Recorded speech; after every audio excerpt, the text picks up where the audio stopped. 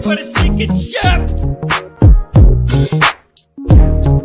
Don't do this to me, Harry. The Ohio State. It's Ohio State. What do you mean, see? 312-988-15. Hello? You tell Johnny all you've heard and seen. Sometimes it's good to just yell about football. Yeah, that's right. Welcome in. Welcome back, folks. It is, I'm glad to say, it's the last week we're going to have in this weird period of time without football. I think the best thing that can happen for this program right now and whatever is get back out there and run around. Get back out there and run around. It's just the vibe. I'm just telling you, the vibe since after the Ohio State game from then until now has been one of neutrality. Not awful, not good. I would say kind of spinning our wheels in neutral has been the feeling I've had, whether it be the delays to get the new staff people hired and all those moving parts and those questions, or the news. Everybody was kind of looking at blue and gold in the spring as something, and then the news comes out about all the limitations and the guys out, and you had to readjust. I had to readjust some of my expectations of exactly what spring could be and how much you're practically going to be able to get done, whatever it is. And then you have the recruiting side of it. And I know a part of that goes with having to hire the new guy and the new staff or whatever, but the frustration with the recruiting isn't cooking the way you hoped it would, maybe after a title game appearance. And then you see USC succeeding and they're trying to shove it in your face since Chad's been there, hanging 10 on the waves. The best thing that can happen for this program right now is get out there and play football, crack some heads, run around, do whatever you're allowed to do physically with the limit, whatever. The best thing that could happen for this program, get out there on the field and run around. So I'm relieved we're getting into that, and it's going to knock us out of the monotony of what it's been from the end of the Ohio State game hangover until now. Get out there and run around. It's the best possible thing for this fan base and this program. There's a lot of anxiety. I don't know. Maybe some of it is me, just because I'm wound tight. You guys know how I worry about everything. Callers, I'm coming to you. Because I'm wound tight about everything, I'm prone... Excuse me, I'm choking myself up on a Friday. Son of a buck. Spit it out. Today, Junior. Son of a buck. Anyways, the best possible thing that could happen is get into football, man. Just get into some actual football with guys running around. It'll make everybody feel better. I'm just telling you, Johnny, don't let OSU break you. I took that one hard, man. I really wanted to find all the signs to say this one's going to be different. You go right down the field, you go right down Ohio State's throat, north-south, right down the field, and you're winning 7-0 on the biggest stage in the world, and you're thinking, is Notre Dame going to pull this off? Not so fast, my friends.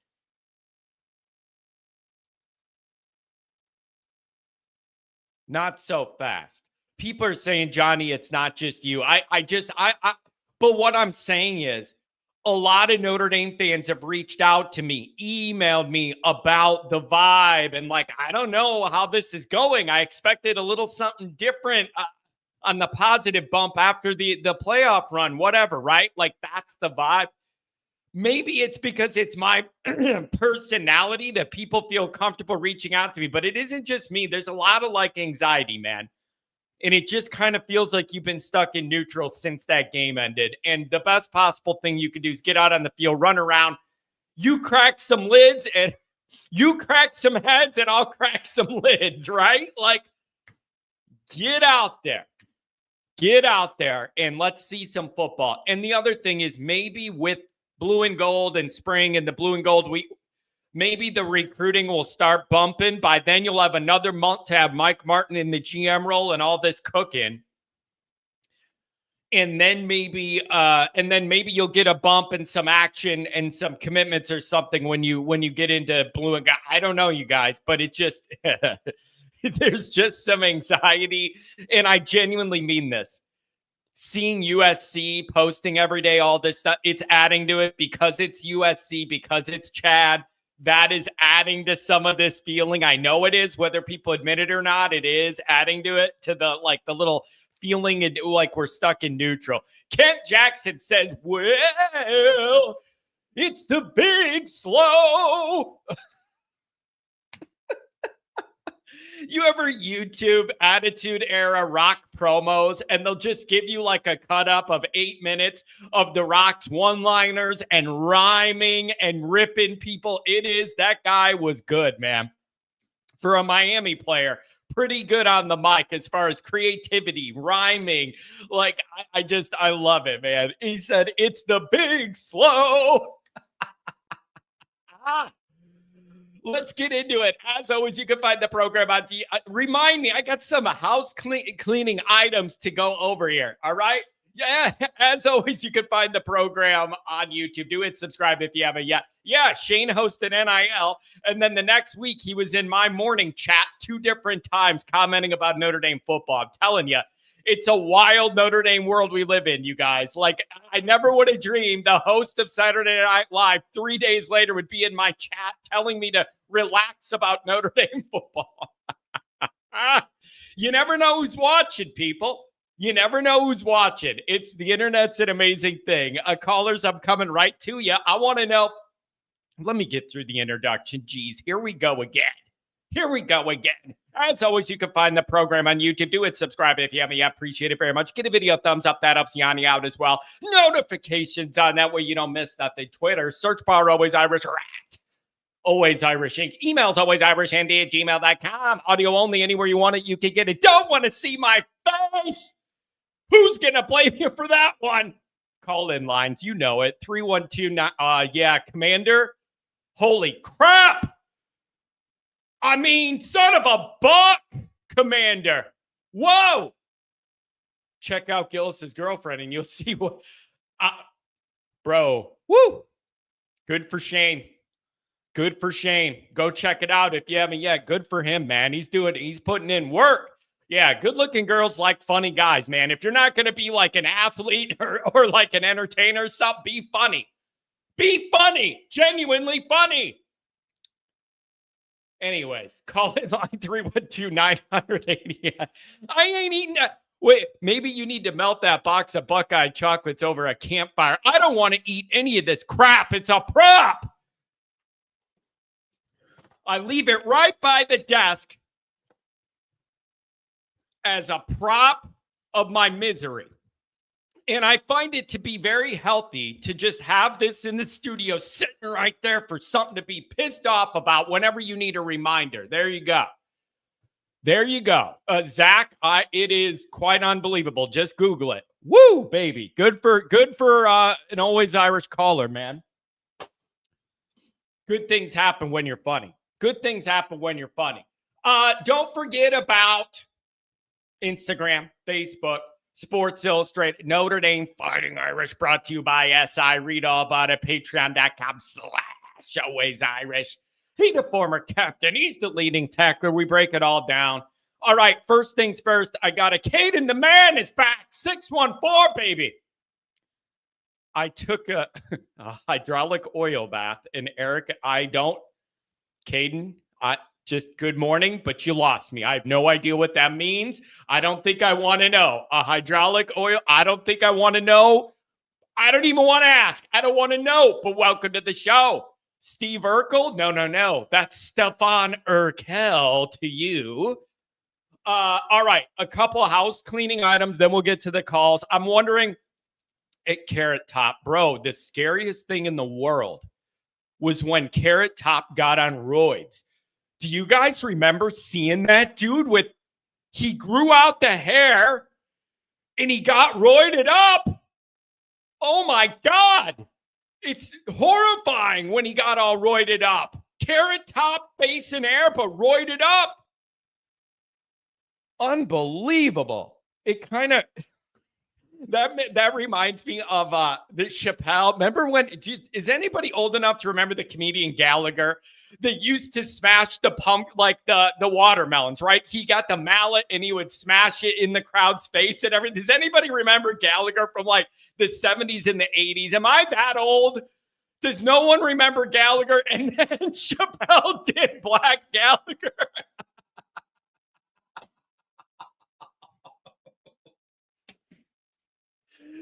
There's Gallagher, and then the Chappelle show. He did a skit called Black Gallagher, and he had the same hair, and he was wearing the suspenders. I love that show so much. Everything about the Chappelle show is hilarious.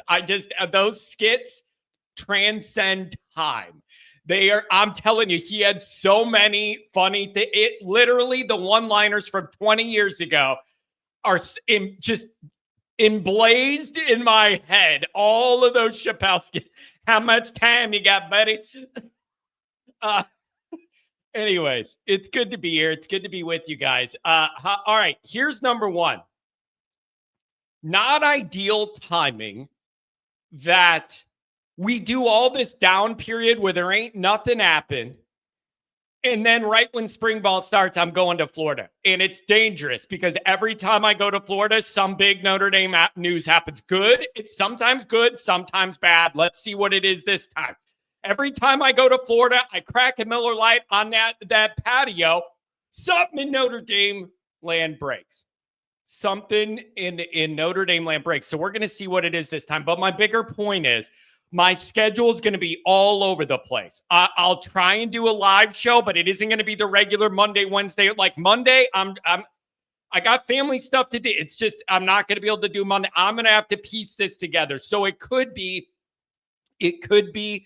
I'll post some days where I can go live, and it won't be a call-in, but we could do live. Maybe react to the first couple days.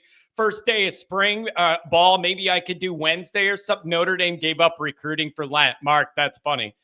That's really, really funny. Not only did they give it up, but they gave it to Chad to run with. And so I'm not going to be able to do my regular stuff, okay? And so it's just going to be, you're going to have to bear with me, but we're not going to be able to do our regular thing. That also applies to Patreon. Everything's going to be messed up while I'm gone. Now, the thing is, it's like, why would you line this up at the beginning of spring ball, right when there's stuff to talk about? It's got to line up with my kid's school spring break. Like, she's got the next week off. That's when we had to do it, and it lines up with this. So I'm going to do the best I can. Even if I'm not able to go live, I'm going to catch up with what's going on with spring ball and put out videos recorded from that patio. And I don't know why, you guys. Everybody likes it when I do shows from Florida just because it's a change of scenery. And I'm running my mouth, and the golfers are mad at me, and there's a mower I'm mad at, the noise in the back. Whatever. I love recording on that little patio. So that's going to be it. So the schedule is going to be messed up for Patreon and YouTube of what you're used to. Bear with me. Make a video chirping the golfers. You know what I've always wanted to do as a golfer?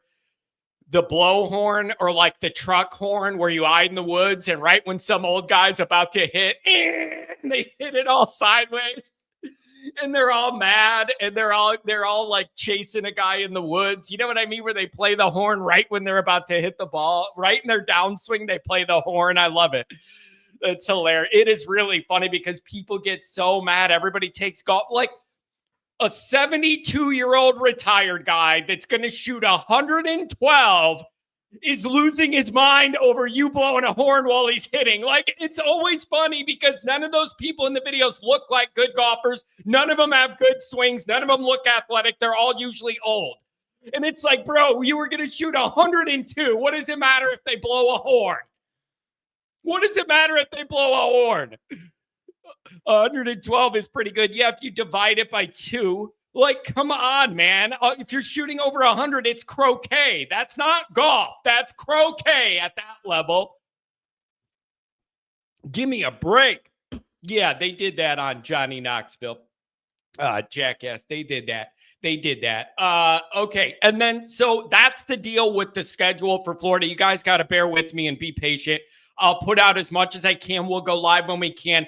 The community tab I'll put in there if we're going to go live or whatever, let you guys know. But I just want you to know it's all going to be off next week. But we got football, so I'll be talking about it, whether it's regular videos or not. Here's one more thing. I want to make some of you know this. Some of you know this. But I'm going to remind you. Okay, here's the plan for Blue and Gold weekend. I'm getting into town Friday. I got a couple meetings for some business stuff for the brand I want to do and meet with some people first thing when I get into town Friday, like midday. Eventually, I want us all to go out. All the Always Irish people that are out, we're going to go by into Eddy Street and we're just going to hit the bars. And I just want as many Always Irish Notre Dame people that want to be there. We'll see. We get Goolsby out there, whatever we're going to do. I want us all to be together Friday night. We can have a good time, tear it up on Eddy Street, record a little content. We can have some fun. Saturday morning, get up in there early. Look for the Always Irish and the Goolsby flags. I try and line up with Frank Leahy's statue, obviously in reverence for my favorite Notre Dame person of all time. And a picture of John in his Speedo posted the community tab for people. Very nice. How much? Whenever I hear that, I think of Borat's suit that he had, that weird man thong thing with the straps. Very nice. How much? My name is Borat. Oh, my God. That's really funny.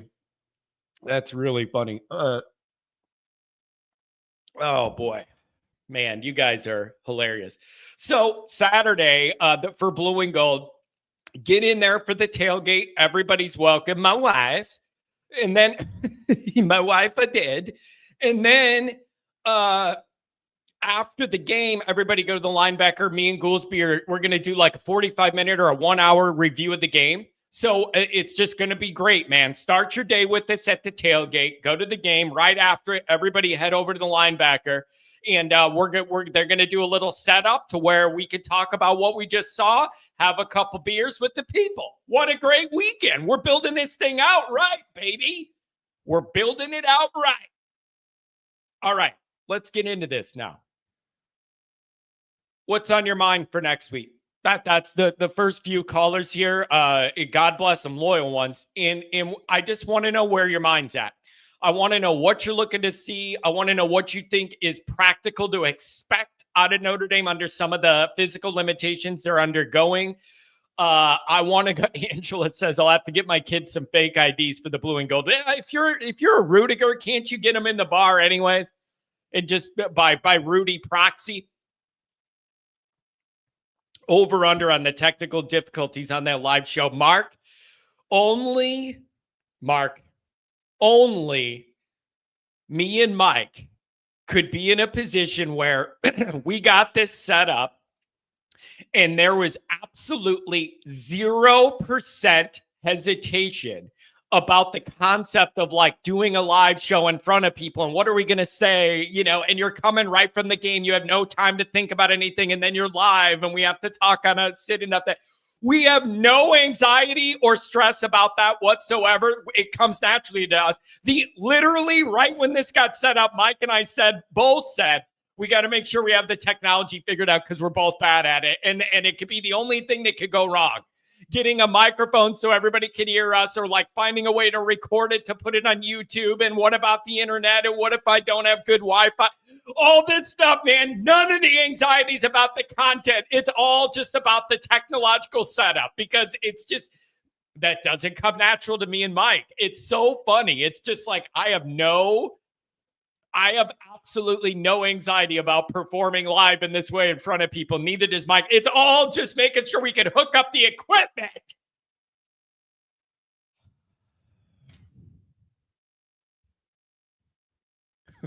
Wait a second. Irish Cubby, callers, I'm coming to you. Indiana state laws for bars is crazy. My 90-year-old grandpa was carded and they said he can't come in because he forgot his ID in the hotel. Man. Yeah, that's pretty harsh.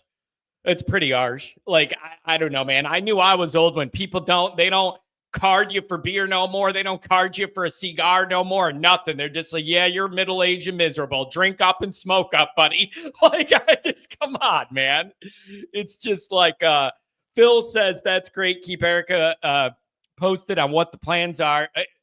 You guys, this is just going to be fun, man. I want everybody in town. Let's make some moves. Let's make some moves. It's the last time we had to all gather as a group until this long summer dead period of whatever that's going to be, hopefully with recruiting.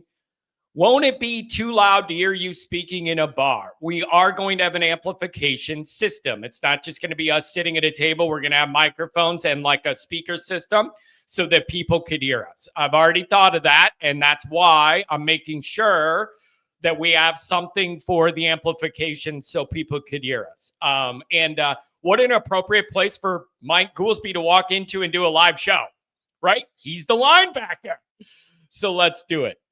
Caden doing farm boy shenanigans, John. Man, I got to tell you, it actually makes me feel a lot better to think that you're doing farm stuff. I don't know why. It gives me a little comfort. You're a little unique, and if you're doing farm stuff, it kind of lines up. I respect that, man. I respect that, Caden. What are you doing? You want me to come out there and wrangle a cow or something? $2 holler for the Caden, the man. Thank you, buddy. All right, let's get into these calls. Couple of regulars. Number one, he's going to be there for Blue and Gold weekend. We're hitting the city streets. It is Mark with glasses. 415, I'm coming to you. Oh, one more thing before I do this. Sheep herder, yeah. I just think it's hilarious. You ever see them dogs that just are made to just herd the sheep? And it's great. It's amazing how like different dog breeds naturally have these innate things that are passed on in their genetics to do certain things. And like the sheep herding thing is just interesting to me. Like I always think about like retrievers. It's just natural. I love that kind of stuff. I like dogs.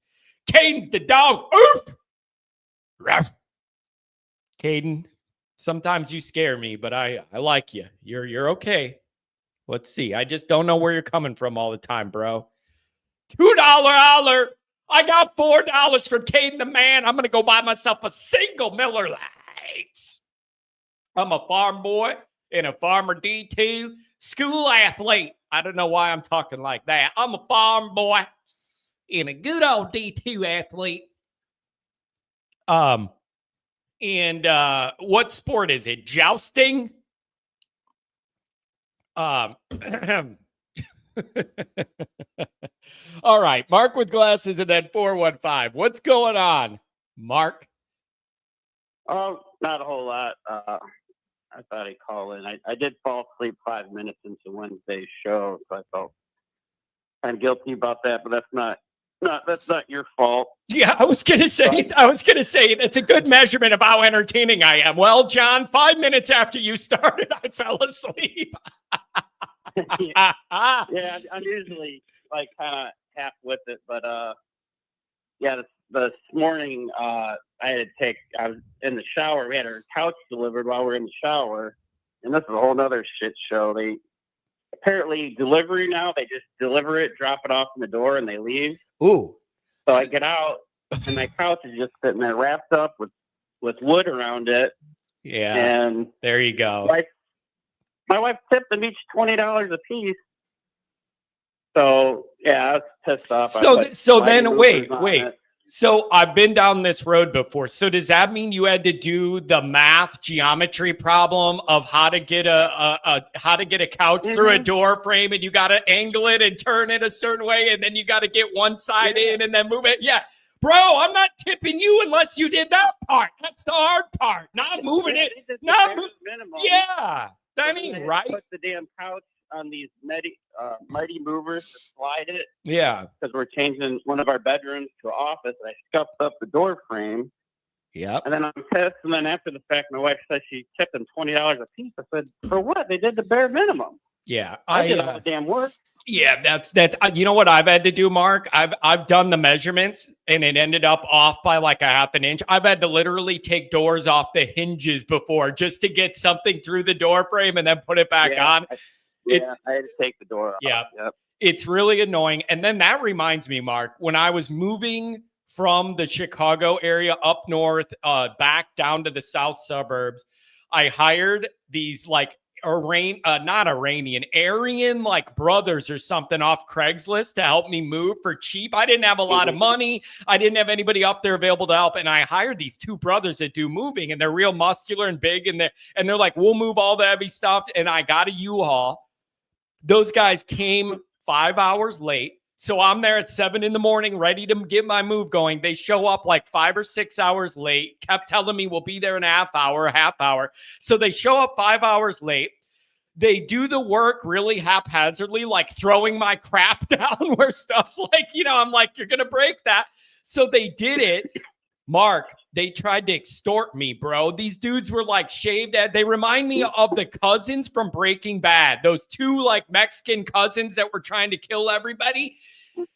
Mark, they cornered me and they were like, oh, this is the number we agreed on. And it was like double the price I agreed on. And they came 5 hours late and threw my crap around. They were trying to get in my face about like extorting me for all this money.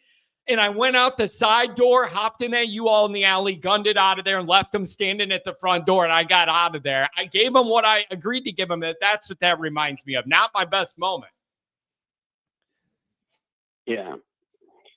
Well, I could use a mover this morning, but yeah. So going back to Wednesday's show, kind of listening to what everybody was saying, and I'm not panicking yet. But I think the recruiting, like upcoming in the coming months, I do think is going to be something like somewhat of a measuring stick. And like with this coaching staff, as good as it is, like it needs to deliver. I'm not putting it on this brand new Mike Martin that just got that. I mean, this is on the coaching staff, and I think ultimately the results will come, but for whatever reason, they just hasn't yet. But yeah, what Gould Mark saying, like kids want to see it to kind of believe it, and I think with our offense, especially the last couple years, with how the quarterback played, it's like skilled positions. They look to that, and they see that what kind of style offense and if they're set up to succeed. And what's interesting, Mark, if you thought about this, I totally understand the concept. 415, I got you next. The concept of like that the Notre Dame offense doesn't appeal to those skill guys or whatever, like the style of play, like stylistically, visually, excitement level. But when you look at the last 2 years, Notre Dame's put up a ton of points, 39.5, and then something. It's a top 10 offensive output, but it's just not in a way that appeals to a 5-star receiver or whatever. It's just amazing to me Notre Dame's been able to pile up the points they have in what we all agree is just not that exciting of an offense. And in a way, I think that's a compliment. And in a way, I think it's a challenge. You know what I mean? Yeah, and I'm baffled they're able to do that. I know a couple years ago we were like pulling our hair out because we were so dependent on the tight end position, the tight end to do so much, and now we don't even have that. And our top receivers are getting like 500 yards on the season, and the tight ends few and far between. So yeah, it's surprising that they're still able to be that productive with Yeah, I think that's like a good thing and a bad thing, kind of. And then I wonder how many times Johnny has almost died. I've been in some weird situations, man. In my 40 years, I've been in a head-on car accident, car on fire, sideways in a ditch. The whole family's knocked out. I thought everybody was dead. Look, I've seen some stuff, man. Leave me alone. All right, I've been through a lot. Anyways, Mark, let me ask this, man. What are you looking forward to in spring? Have you readjusted your expectations of how many answers we're going to get in spring? I feel like it's easy to look at spring ball and be like, we'll figure this out. You'll figure that out. You'll have a pristine, crystal clear competition at quarterback and you'll get answers. Like, what do you think they're going to be able to accomplish with the limitations they have? I will say this. They are having 15 practices, not 10. It just looks like the 10 was for the media availability. So you are getting that third week. They're not cutting off a week. That was the media availability. I want to make sure we clear that up because that was out there, and that's what it was in reference to, not total practices, but the media availability. So what do you think they could get done? Have you had to readjust your expectations knowing these limitations? Yeah, my expectations are really low. I don't know how good the offense is going to be able to look. They got so many guys that are either out or limited. Fields and Savon are out. I think the Wisconsin transfers out. I think Greathouse is limited. So it's, it's kind of exciting. We have to get to see Smith and Williams and Gilbert to kind of see what's what. But I think it'll be interesting to see with spring and the fall, like the wide receiver quarterback chemistry, because you got the quarterback mix and then you got the wide receivers a mixed bag, and then you're trying to make all of that fit. And we kind of saw what it looked like when Riley Leonard had no chemistry with his receivers, especially early in the season. And we're kind of going to be dealing with the same problem, especially, early on in the season, most likely with guys being out. And then with the snap count probably being all over the place. So, Yeah. I don't think the spring game, I think, is going to be, it very well could be a shit show. I mean, we've seen lots of crappy spring games back when everybody was on the same page. So who knows what this is going to look like. Yeah. And somebody brings up, Jay Carr brings up a really good concept. Something that's on my list to talk about over the weekend is this is a good opportunity for younger guys to get in the two deep, right? Like if you have all these guys that are out injured or are not practicing, whatever, that's opportunity for some younger guys. Or can a guy that was third string jump into the two deep by having a really impressive spring where they're just undeniable? I don't know. But as far as like figuring out who the quarterback's going to be and getting all that going, no, you're going to have 2 weeks in August to do that. And then you're into Miami prep. So my whole prediction, all this is chaos in early August, because you're going to have a lot of big unanswered questions and the pressure's going to be on. You got about 2 weeks of genuine camp to do whatever you want. And then it's Miami prep and you're going to have to figure things out.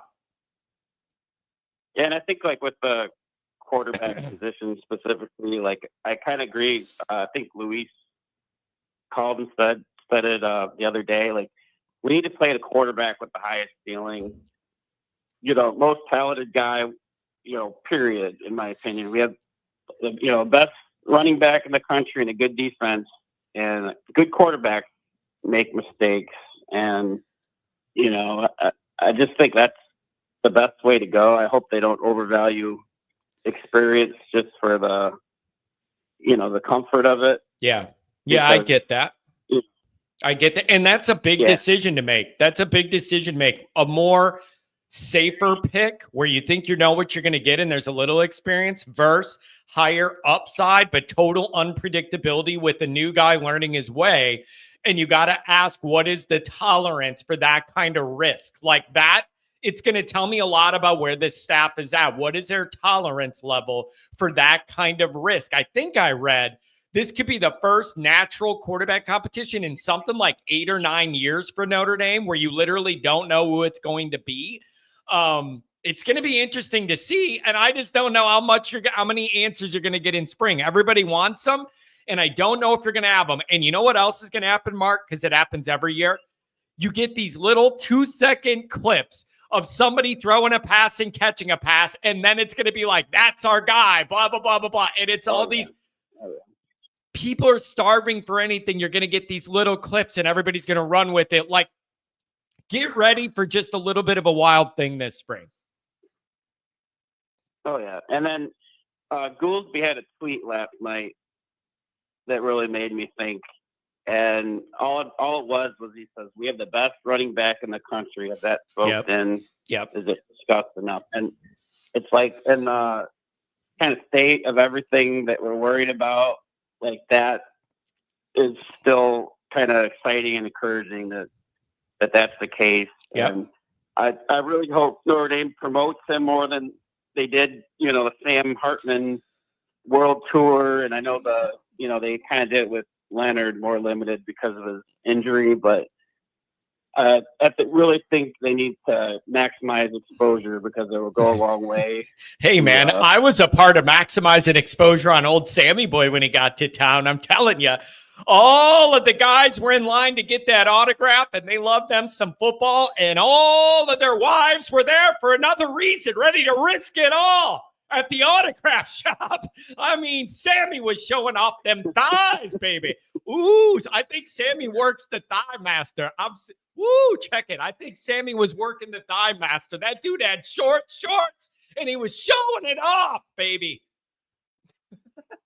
Yeah, those Hartman autographs are probably worth a heck of a lot right now.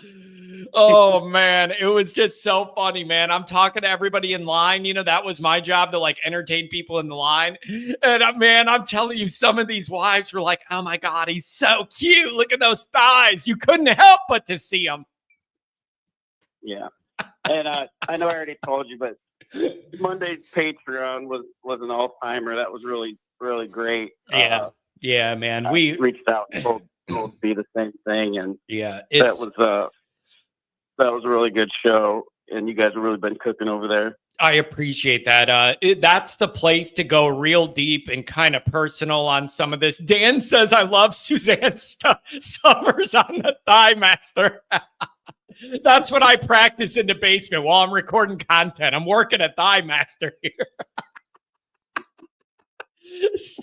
Oh, that's really funny. Mark, anything else on the way out, buddy? I'm really excited to see you. You were on the inside of some of this with some of the promo stuff. I'm going to do some new promo things we're going to try out at the Blue and Gold game. I got some fun things in mind for the group. No, I think that's it. But you really need to get those Buckeyes out of that house. I don't like the idea of those being under. It's a prop. It's just a prop. I don't know. You bring him to the tailgate. We'll beat it with a bat or something. I don't know how you can sleep at night with those in your house. I think it's a curse. That's not a bad idea. Maybe we do. Maybe I do need a lead pipe, and then we record me just beating the crap out of that box in the tailgate. That's actually a pretty good idea, Mark. Yeah, I thought about trying to find a Brutus. Pinata? Yeah. Bruce the Buckeye pinata for the tailgate. I like that'd be hilarious. I like it. Something that we can beat the shit out of it. I like it. Thanks for taking my call. Yeah, have a good weekend, man. We'll talk to you. Love you, Mark. Take care. And here's the other thing I want to bring up. Callers, I'm coming to you. Christopher, $20 hour. Thank you, man. Keep me going in the off season. Thanks a lot. $20 hour from my lawyer in Michigan. Safe plan is to start Angeli game 1 against Miami. However, Freeman has shown he plays to win. Therefore, it's got to be CJ. It's going to be really, really interesting. There are big decisions to make. And the way that this goes is going to kind of inform you of where this staff is thinking. What is their risk aversion? How much are they open to? Is it hard to start Angeli against Miami and then change course? If you lose the first 2 games or something, then it's easy to say, all right, well, we're going to try something else. What if you split the first 2 games? What if you win, but it doesn't go well and the quarterback doesn't look good? These are some big picture things, man. When you're messing with that starting quarterback or whatever, would it not be easier to just have your guy, know it's your guy, and run with it? Andrew, let's get you going here, and then you could go on with your day. $5 hour, 224. Look at Adam. $20 hour, 80 today, probably 30 for Blue and Gold. You're darn right. Here's the other thing, Adam. I may be getting you out of cooking duty at the tailgate. I have a potential idea, and I'm working with a company here, and we may be able to get you totally out of cooking so you can enjoy your day and not be a slave to the grill. I got an idea cooking. I'll text you and Tiffany about it after the show. But I think we're going to be able to get you out of cooking, buddy. I love you, and you have cooked for everyone like a slave master back there. Like a McDonald's fry cook at rush hour lunch, bro. So I want to relieve you of that duty, and I'm trying to be able to hook that up. Man, I don't feel right making you do all that. $10 hour Rhino. Thanks for the donations on a Friday, you guys. Means the world to me. No more Dowling dogs. You guys are funny, man.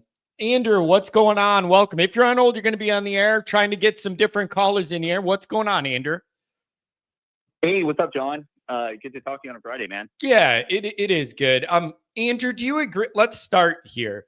Do you agree with me that in this weird little period we're in where it all feels a little, not anxiety, like a little off or in neutral or something just doesn't feel like we're all cranked up yet? I want to see football. I think that's the best thing for everybody right now. Get out there and whoever's available, run around. Do you agree? I agree, and I do sense that people aren't as fired up right now, but kind of interesting why people aren't fired up because this is, and I don't want to necessarily talk about quarterbacks because we're going to talk about it for so long over the summer. Yes, but every day for 7 months, right?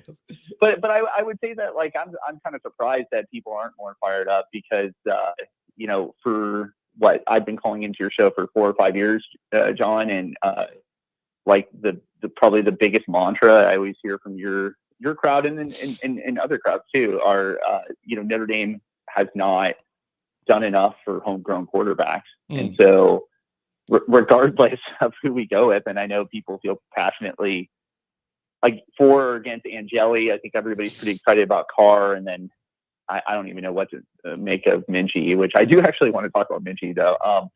It's going to be a homegrown quarterback, so like Notre Dame fans are getting their wish, and I think this is kind of an exciting time to see who's progressed. I think I read 9 years. You know what I mean? I think I read 9 years it's been since they've had an open, truly open, not open like Sam Hartman's coming in, but we're telling you it's an open. I mean, a legitimate open one where it isn't obvious. And then, Andrew, are you thinking of it the way I am about like risk?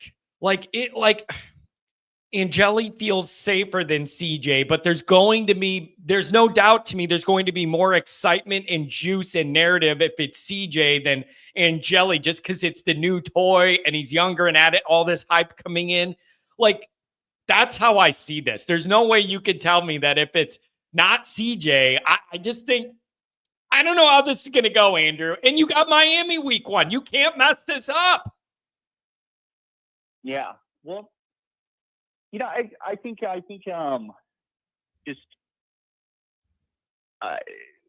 it's the safe, and you've seen it with, I don't know if you've read any reports from national analysts. On 3 actually just put out an article. I don't know if it's behind a paywall, but we're all 3 or 4 of their national analysts kind of forecast the Notre Dame quarterback battle. And right now it's the safe argument amongst all the pundits is Angeli's got the advantage going into spring because he's been on the team for 3 years. You know what I mean? I think he's looked at as the most dependable person in terms of understanding the playbook.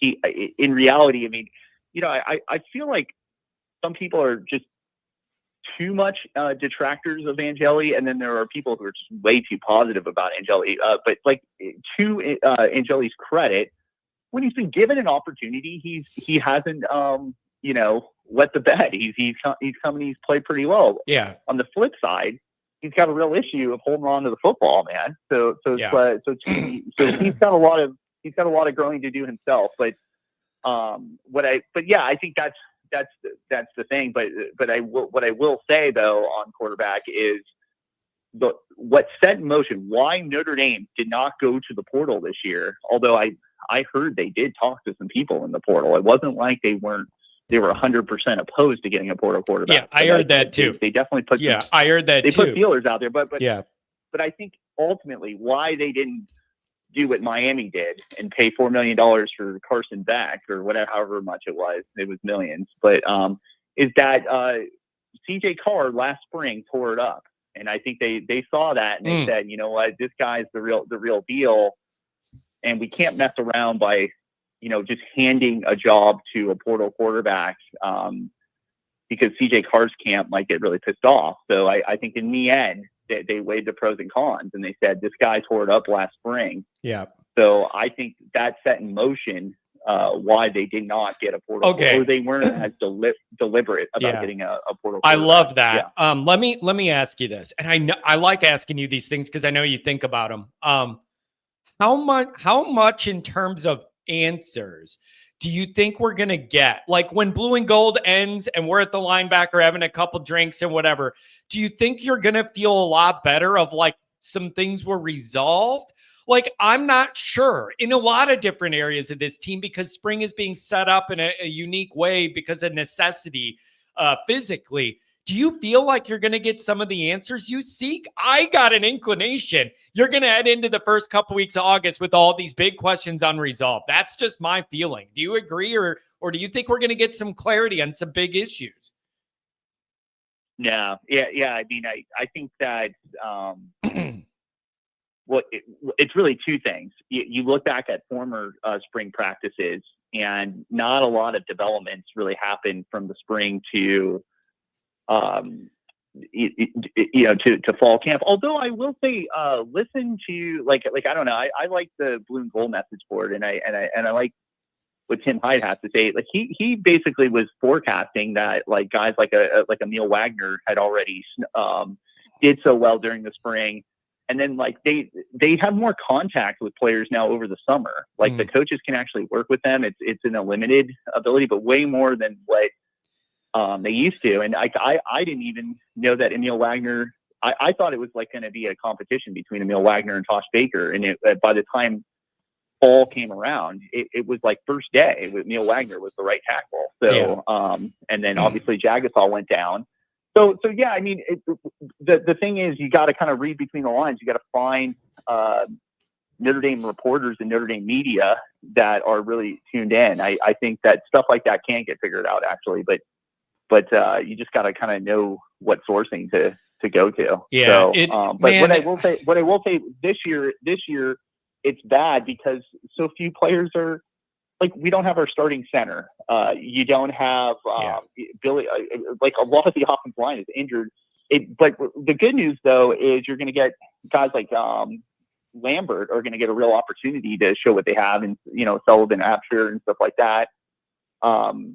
And then the wide receivers, there's just like no starting wide receivers. So I do think it's an opportunity for like a Logan Saldate, somebody that you hear the coaches like.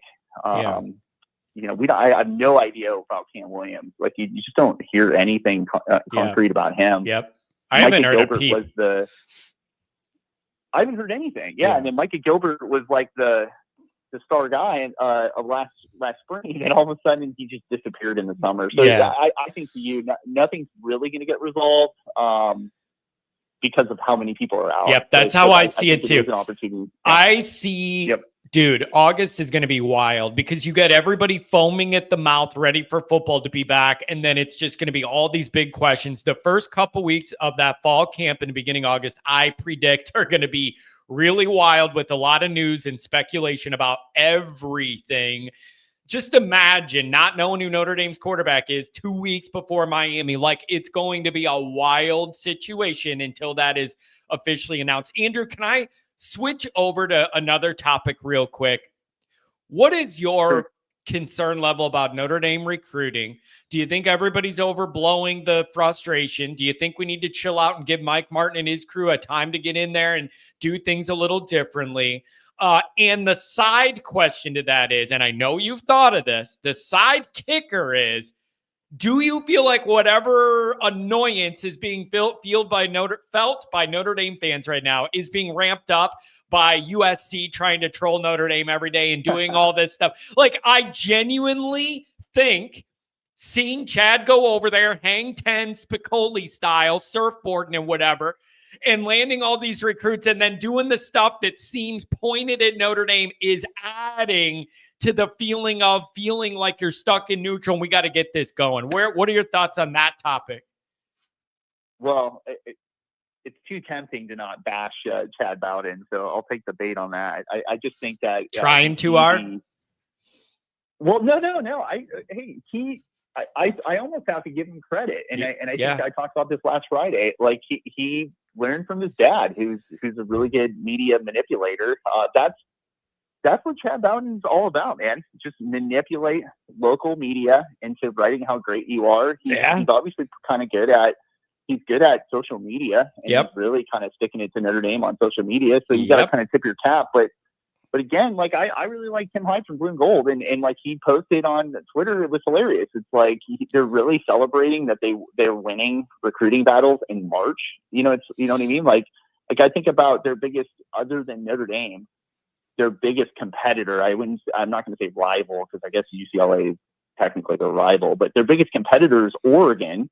And you see Oregon, celebrating in March. No, they celebrate in December on signing day because they go right into Southern California and take, 50 to 60% of the best prospects that used to go to USC. So it's like, have fun with how productive you're being in March. Let's see if those dudes, after Lincoln Riley goes 6-6 again, let's see if those guys actually stick at USC. Yeah, so, I think that's all reasonable, but I do understand that the optics is it is annoying because you feel like you're stuck in neutral, then your guy leaves, he goes there and he has some early success, and then they are throwing some stuff right in Notre Dame's face, like, which is all fair game.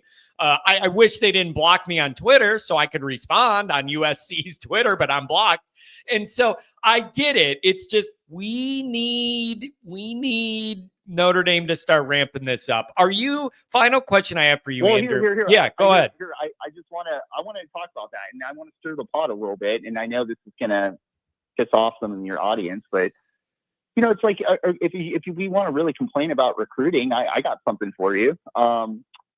10 years ago, Notre Dame had a bunch of sick wide receivers, and I've heard many ND media pundits give 100% of that credit, not to Brian Kelly, but to Mike Denbrock, the offensive coordinator 10 years ago. And then you saw all these like athletic guys on Cincinnati come into Notre Dame Stadium and beat Notre Dame in 2021. Then you saw all these like awesome LSU wide receivers hugging him at the awards ceremony last year, and then people were putting memes out on Brian Kelly. Look how like lonely he was, where all these wide receivers are hugging up on Mike Denbrock and stuff like that. And so my question is, where's Mike Denbrock in the recruiting process? Do you ever hear his name getting mentioned? Like no. What's he been up to? We only made him the highest paid offensive coordinator in the country. Why is he not going out landing 5-star wide receivers with all that amazing talent that he's brought in over the years, either at Notre Dame and Cincinnati? Yeah, that's fair. Taking credit for the talent at LSU. Let me ask this, and I don't mean it as an insult or a slight or anything. I just don't know the dynamic. Did it not feel to you in some ways like a guy like Denbrock and Al Golden were in here, and there was more of an arrangement of like, you manage the on the field, in the house stuff, like more of like do that part really good and less focus on the get out there on the plane and recruit with those older heads that have been around forever. Am I wrong in feeling like that was a part of the dynamic of like, we understand you're not going to be the most energetic recruiter, but we know you're going to deliver on Saturdays, so we're cool with that. Somebody else will pick up some of the slack. Maybe I'm wrong in feeling like I felt like that was a part of the arrangement, unspoken or spoken behind the scenes. I don't know. I don't know. I'm just asking. I'm not trying to be conspiratorial, but I'm literally asking. Sometimes I didn't hear a lot about Al Golden and Denbrock out on the trail. That was never really a thing I heard and read about. So I'm just wondering. Well, maybe that's Mike Denbrock's agent who said, "Hey, Mike, I just got you this great deal where you're the highest paid guy, and all you have to do is show up on Saturdays." Like, I don't think it works like that in college football. Yeah. I think imagine the offensive coordinator for Nick Saban or Kirby Smart, and they're just like, you know what, I'm gonna sit this recruiting trip out. You guys just bring these guys in, and I'm gonna just work out pretty well. I'm gonna sit in the office and draw up some plays. We're gonna keep the plane in the hangar. So, dude, you're supposed to be Mike Denbrock. We paid you all this money. You're supposed to be the hottest OC in the country. Can you land some guys? Like. And maybe he is. I'm just saying that what pisses me off about Notre Dame fans is like, I last year I was calling him State Mike Denbrock. You can't ever say anything bad about him. Yeah. And it was like bizarre that you have all this hatred for Brian Kelly. Not saying you, I'm saying the typical Notre Dame fan has all this hatred for Brian Kelly, but then they never acknowledge that Mike Denbrock is like as Brian Kelly of a coach as you could possibly get. they coached together for like 20 plus years. They're like good friends. You know what I mean? So it's just like, it's weird to me that you have all this love, or people have all this love for Mike Denbrock and don't even want to criticize him ever. And then just have this hatred for Kelly. So it interests me, but I'm just like, dude, we paid you. We made you the highest paid offensive coordinator. Why aren't you making splashes on the trail? And then I always go back to Tommy Rees. It's like Tommy Rees was like a punching bag at Notre Dame. But guess what? He signed as a package deal CJ Carr and Cam Williams, the two guys who are still like the big future for Notre Dame. And it's just like, why did Tommy Rees have to hit the trail and get those guys? Yeah. And you know what else? As much crap as Tommy takes, and I gave him some crap sometime, all the kids and the families and the recruits seem to love working with the guy. Like, I've never heard a bad word about that. Like, everybody, whatever we think, or he came off to the fans at certain times, it sounded like the kids and the parents liked working with him. So, Andrew, here's the final question I have for you. And I don't know whether this is reality or not. Goolsby brought it up. We've talked about it. I don't know if it's real or not. Do you think Notre Dame is beginning to adjust their process and timing on the recruiting front, realizing what they've been doing? They kept getting burned at the altar with the top level guy. Do you believe that there's going to be a shift and moving away from like soft commits early and we're going to commit to you, but then take 10 visits everywhere else? Do you think that year 4 and with the changes in the recruiting operation personnel wise that you're going to see a shift there? Or is that just something people want to think right now because we're not landing recruits and it makes them feel better to say that's the plan now? Like, what do you think the reality is? There needs to be some shift, Andrew, because you have been getting burned by those top guys. So do you believe there's anything to this? Well, I think absolutely. I think there has to be a shift. He just hired Mike Martin, the head of who's truly in charge of the entire recruiting operation. And why they hire him is he's supposed to be a talent evaluator. So I think it's only fair to Mike Martin that his first official job is to evaluate everybody who's currently on the board. You know what I mean? So it kind of would be weird that in the first week that you hire a new guy, that you get all these commits, because are those people that Mike Martin would have targeted? So I would say that at least give him an opportunity to evaluate and prioritize the players he likes that you already have good relationships with. So I think Notre Dame fans should give some time on that. And then, I think that what surprises me about some of the reaction is that all you ever heard is that, we've got the Freeman factor. He's upgrading all the talent and stuff like that, which I've always found to be, I don't agree with that. I think Brian Kelly brought in just as talented a guy, but like the average fan believes that, Freeman is bringing in all this super talent. Hasn't he bought some goodwill with the fan base to allow some time? Because I did hear that he didn't like how Chad Bowden but made high pressure situations for recruits to commit early. I don't think Freeman was ever super comfortable with that. So I think he's at least earned the benefit of the doubt with the average fan to take a different approach. Yeah. So, and the other way that I think about it too is, if you were going to rethink some of your procedures and processes here, year 4 is a good time for it, man. You had 3 years of Freeman. You had a successful year 3. A lot of lessons have been learned. Freeman's developed a lot. And he should have a better handle on what has worked and what has not worked and where they want to go. Now could be a good time to recalibrate the way you're looking at that. Now that Freeman isn't the new guy anymore and he has a little experience, he should have a better handle on what works and what doesn't and what's burned us and how to avoid it, and then shape that out. So that's where I'm at. Anything else, Andrew? You got to get to blue and gold. Get to blue and gold. Come on. I'll try, man. Honestly, I've been so busy with work, I haven't even thought about it. I'll dig into that, see if I'm available. But I'll definitely try, though, man. Sure. Yeah. How do you know your buddy's not, Andrew, how do you know your buddy's not going to show up to the party when he goes, yeah, man, I'll see if I can make it. Yeah, I'll see what my schedule is like. We ain't going to see you. No, honestly, that's the truth. I'll really, it's all good. Like but I want you to know you are one of the people that every time I do a tailgate, multiple people ask me where you're at and if I've met. I'm serious. You're one of the people that everybody, like not everybody, but a handful of people at each tailgate go, is Andrew Gilmore around here? And have you met him? Are the two questions I get. So just know you have a presence here. Well, thank you. I definitely got to have a beer with you and Pat. So that would be fun. And, yeah. And Goolsby, although Goolsby might stuff me in a locker or something. So we'll see. Yeah, we'll see. Me first. But my last point is, and this is just, I'm trying to have fun here, is, I was looking at, again, the blue and gold message board and how much 4-star recruits or wide receiver recruits don't pan out. Like wide receiver, it's just crazy how much they don't pan out. So for me, like I wasn't like, I'm not freaking out as much about some of these guys not committing. I think though it's where you go get guys. Like, cause what's always amazed me, like for example, think about that vaunted 2023 recruiting class that Freeman had with Chancey Stuckey. Great House. It looks like he's going to be pretty good, although he didn't have that great a regular season. He kind of came on in the playoffs.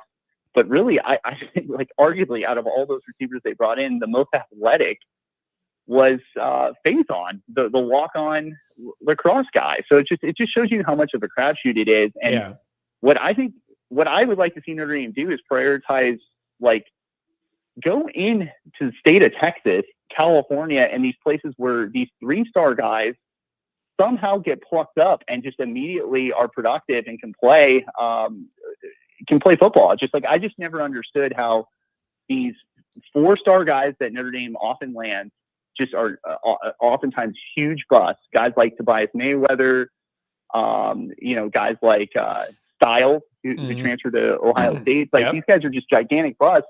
But then like these athletic 3-star guys, to pan out. So that my strategy would be, I'd go into places like the Houston metro area, Southern California. And if you're athletic, even if you're raw and you don't know how to, do a route tree, those are the guys I want to get. Matt Rule, while he was at Baylor and Temple, was a big proponent of that. Like he didn't care how big a star or what your star rating was. He literally would recruit track stars. And he put, if you look back at his time at Temple and at Baylor, he put a lot of wide receivers into the NFL. So that's where I think that's what I hope Mike Martin does, is he doesn't chase the star ratings. He really just gets athletic guys and then relies on Notre Dame to coach them up, because what we're doing at wide receiver is not working. Yeah. Even when we land a big time wide receiver, they're not panning out. So I would much rather get guys you can get, go to the metro areas that that these guys are playing quality football, and just recruit good athletes, and then have faith that your coaches can develop them. That's the plan. Because like even this Connor Salmon guy, it's like, that's a big loss. It's understandable. You lose it to Clemson. Clemson has got a good recruiting operation, but is that guy really going to pan out? I don't know. So it's just like, let's just go into those metro areas, get the guys playing really good football, and prioritize athleticism over star rating. That's my opinion. It's a good thoughts, man. I know you always think this stuff out. Thanks for always being around, Andrew. Have a good weekend, buddy. Enjoy the warm weather while we got it around here. Thanks, man. Have a good one. Yep, we'll see you. Always good to have him check in. We'll go right back to the calls. 415, you've been waiting forever. 618, you too. Caden, $5 hour. You guys, I don't even know what this means. I'm not going to make fun of it. I'm not going to be weird about it. I have no idea what this means, and I've never heard of this before. A hydraulic oil bath. I have no idea what that means. That sounds like something the mob gives somebody who owes them money. I just don't know what that means. I just have no idea. I ain't from the country. I got no idea. I have no idea. What is your grandma? Caden, it's time to come on in the house and get your hydraulic oil bath on. I don't know. Here's the other thing, people. Here's the other thing. Some people have reached out to me and been like, dude, in the postseason after Ohio State's cooled down, why are you giving some people so much time on the phone or whatever? I got news for you guys. I don't get 50 phone calls on a Wednesday when there's no football going on. If you want to make the call and put in the time, you're going to get some time on the air. So that's how it works, you guys. After the game, I got 80 people. And so in the off season, I try and let people stretch out. Let's get Martinez in here real quick, in and out. We'll go to the longer discussions. What's going on, my main man? Johnny, you're the man. Thank you, buddy. Hey, how are you? I'm good, man. I am. I'm sure you're working and we're busy. I'm just excited to get to spring ball. The best thing for this fan base now is to get those guys out there running around again. Right on, man. Look, I'm working my ass off, getting my life back in order, man. Try to get there, man. But if I don't, I'm gonna send a donation and just let me know where to send it to, so you can get drinks, food, whatever for the guys. Okay, but I'm trying to get there. But if I don't, just let me know where to send it, okay, buddy? Hey, dude, email. that means a lot to me, man. You don't owe me nothing. You do enough just by being here and all your contributions, man. I really appreciate you thinking of our group that way. No, Johnny, I do owe you. Let me tell you something. I used to tell my boys, do you know what a hero is? Do you know what a hero is? It's an ordinary man trying to do extraordinary things. That's what you've done for us, giving us voice, Johnny. And with that, man, I know the Subway alumni and the fan base in the chat appreciate it. But just two things, Johnny, real quick. If we got land the 5-star D lineman, because I know people have been talking, and Andrew makes good points, but the thing is, dude, you see what he did with what we have? Yeah. We're down, and Junior had an amazing breakout season. Al Washington did. What he did with that D line was nothing less of amazing. What Max Ball was doing with those linebackers, like I said over and over. You know what I mean? Like, if we land 5 stars, good luck. Good luck any other team. Well, basically, the whole Alabama dynasty is going to be at Notre Dame. Good luck any other college program, because now we're literally the richest school in the world. We really are. You got $13 billion in endowment. You got a fan base all across the world, not just all across the country. Certain parts got all across the world. Okay, and so if we land those 5 stars. Especially at D-line and linebacker and DB, man, like what Mike Nickens has done, same thing, right? Benjamin Morrison goes in, young kids come in, and they really performed. Second, the only other thing I want to say is, like, Johnny, I love you to death, but this whole conference talk, man, what needs to really happen, I might get some backlash. Conferences need to dismantle. You need they need to fly all over the country the same we do. There's no reason why Miami can't fly all over the country with all the money. Too much money, my main man. There's too much money and power in these groups now. I just think that horse has left the barn. No, and I agree. Like, not everybody has Notre Dame money or Oregon money, but Alabama does, Miami does, Michigan does. Those big teams, Boston College does, whether people want to admit it or not, with all the Catholics that have gone there, all the rich Catholics that have gone there, they do. And here's the thing. How much money would you pay to see Miami fly out to Oregon, or to see, Penn State go down, to Alabama each year in, year out? That's where those ticket prices go. I remember that Reggie Bush, the Bush push that we're all traumatized over. I think the lowest ticket was like $800, and that was what, almost 20 years ago, or what? Yeah, how long ago was that? Yeah, it was 05. Yeah, it was 05. I'll tell you what. That cheapest ticket. I had 2 in my pocket because I slept overnight to get them, and and whatever, 750 each is what I sold them for, and that was 2005, and I paid $75 for them, and I flipped them in 2 minutes outside for $750 each. Had a cool 15 hundo in my pocket for that misery. See, Johnny, there you go. That's what I mean, man. And so, like, I really think that them conferences should all dismantle and start playing team dollars. If you're the best, take on the best. I used to tell people, hey, you think you're a tough guy? Go fight everybody. Fuck this weight clash. Oh, sorry, Johnny, forgive me because I'm trying not to curse. That's okay. If you're a tough guy, take on all comers. 6 feet tall, 7 feet tall, 250, 350, 150, take them all. But Johnny, man, that's all I want to say, man. I really want more love you, man. Like I said, I'm gonna email you. Send me somewhere where I can send at least $100, man.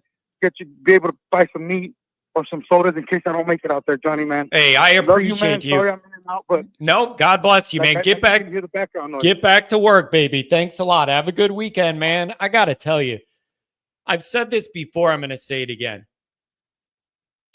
It means the world to me when you have people that are working literally their regular day job, take care of their family or whatever, and they get a little break or whatever, and they want to call here. That means the world to me, man. I mean, I respect it if you're just like chilled out and retired and want to call and talk Notre Dame. But the people running around working that take the time to call, I really appreciate it. I really appreciate it. Dan says, my first wife was a 5-star. 4 years later, she's in the portal.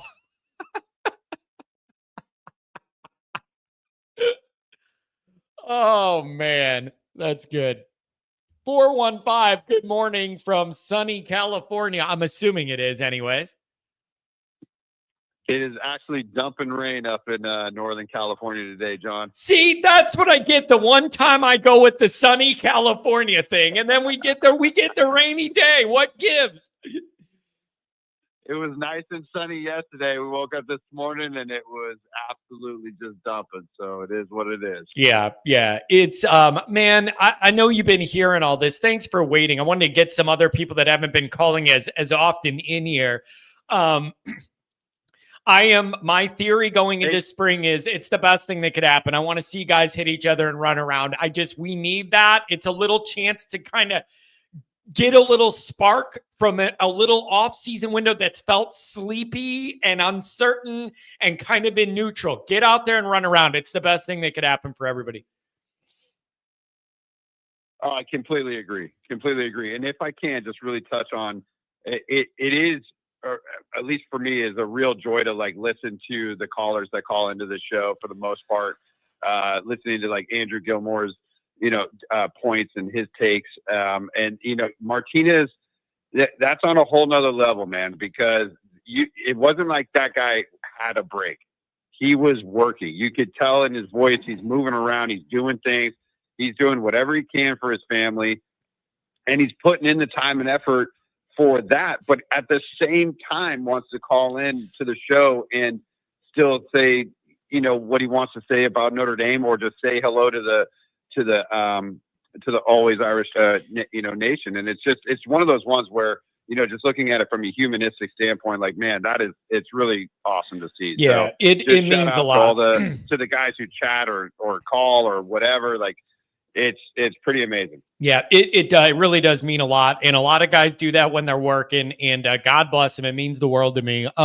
So let me start with this, man. And I don't know what you have on your list. How much do you think Notre Dame's going to be able to get done? I'm saying the best thing for the program is to get out there and run around. I'm just unsure of how many answers you're going to get when Blue and Gold is over, and then we're sitting there all summer until camp. I am just not sure how many answers to some of these questions we're going to have, and I'm not sure what to expect, but I want to see some guys running around out there hitting. Yeah, I don't know how many answers we're actually going to get as far as like, okay, now I see everything come August, right? I think that's going to still take some time, especially with the amount of players that are going to be sitting out, still rehabbing injuries, still trying to recover from the long season, and bringing in all the new pieces, whether it's the coaching staff, the portal players, the new kids stepping up into the roles. I don't know how much we're actually going to sit there after April 12th and say, okay, we got it, but I do think that you can pick apart a couple things, and that would be the point of the second, third, fourth stringers. They're all going to be having to step up at one point, like if it's anything, even half of what we saw last year with the injuries, they're going to have to. So it will be good to kind of see who's out there. For me, you were talking a little bit about like what position groups are you most forward looking to see, kind of form or come together? Yeah. Of course, we're all waiting for the quarterback, and we're waiting for certain things on the D line and the other wide receiver. I'll throw out one more, and that's going to be tight end. For us, I'm really, because of the fact that we were coming off, a number of years where it's just been one stud after another, and Evans, unfortunately, just with the injury and different things that were happening, it just never came to fruition all the way that we thought it was going to. And same with Reardon. Well, now with everybody coming back as far as Reardon and the next dude's up, where are we going to be with the tight ends? Because if the wide receivers aren't going to be busting out, or maybe not to the level that we needed to, we usually depend on the tight end. So I'm curious as to your thoughts about that, and where we go from there. Here's number one. All right. I don't want to be this guy, man. Tell me if this is unfair. But one of my bullet points is I don't like feeling like Notre Dame's no longer like A+ 10 out of 10 tight end territory. And I understand last year you had injuries. You had Reardon and Evans coming off injuries, and they looked clunky and awkward, especially earlier in the year. It got better later on. And I know that that's not fair because they're coming off injuries. But I no longer feel like that is like a 10 out of 10 thing for Notre Dame. And I'd like to get back to that. Is that wrong of me to feel? Because I know it was injury based, but I don't feel like Notre Dame is like that number one tight end automatic baller animal anymore. And I don't want us to get away from it. Yeah, it's completely fair. I mean, when you come off a season of watching Michael Mayer just literally every single ball that was thrown to him, no matter where it was, that guy would stretch out, catch it. He was a tank on the field as well as the captain. It was one of those things where you get used to that. You get used to having success there. You get used to seeing that kind of production. And so therefore, we're conditioned in a way that we should have that every time. It's like, okay, well, who's the next person up? And if that next person doesn't come to fruition or gets hurt or, gets hit with the injury bug, but it's not really their fault, it starts making you question it. So I completely agree with you. And that's why I'm sitting here focusing in on it, because as much as I want the wide receiver room to bust out, it just hasn't. And until it does, we need to be able to rely on that mauling offensive line that, that Jeremiah loves, the Williams. Like, we're going to have to rely on those guys. And last year, who did we have to rely on? We had to rely on Riley Leonard, and his legs. Yeah. So we need that production from the tight end spot in order to be, productive and winning on the offensive side of the ball. Yeah, it's man, I'm right there. I'm right there with you. And I don't know, man. There's just a lot. Do you also think, again, this could be naive, I kind of hope and feel like recruiting might uptick when we get into spring too? Like you're just, it's like coming out of hibernation for the spring or whatever. And I think you're going to get a little more action there. Maybe people all feel a little better about this if that could happen.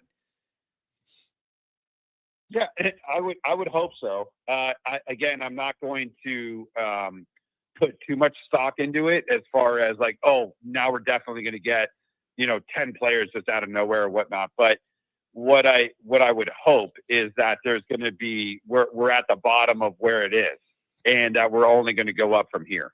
That's my hope, and that's what I expect as a Notre Dame fan, as well as now that you have your leadership capital set in place for the most part, it should start picking up, and these things should come to fruition, at least on paper, to the point where we know we have somebody in the bag, ready to rock and roll. Yeah. And again, I'm not, the whole USC thing, I've gone over it in my head a couple other times again. And I just keep going back to what you and I talked about last time, which was the fact that we've been beating them. And so I'm just, it's a lot of talk. And for us as fans, it's one of those ones where we look over and we go, okay, you want to get after it on Twitter or whatever social media platform, go ahead. If that's the way they want to do it, or if they want to throw slights or whatever it might be. However, as the players, the coaching staff, all that other kind of thing, it should be a quick 5 seconds. Oh, okay, that fuels me. Good. And then go and move on with your day.